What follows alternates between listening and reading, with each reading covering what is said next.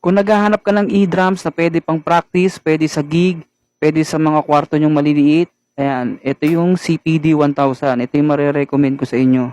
Kung bibili kayo nito, merong mga iba't ibang package. Yung isa, package na may stand. Yung isa, merong speaker, tsaka headphone. Yung snare drum nga pala nito, mesh na.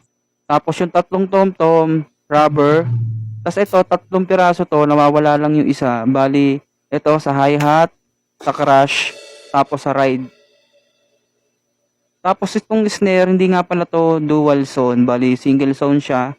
Kaya wala siyang rim shot. Pero merong preset dito na magkakaroon siya ng rim shot. Ewan ko kung paano yun.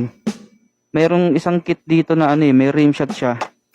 Pero pag i-edit mo siya, hindi siya may edit na kunwari ito, lalagyan mo to ng rim shot. Hindi ganon. Medyo hindi ko kasi gusto yung may rim shot. Paparinig ko sa inyo. Ayan, bali number 58 yung kit na may rim shot. Ito yung tunog ng snare niya. Tapos ito yung rim. Kunwari magsa side stick ka.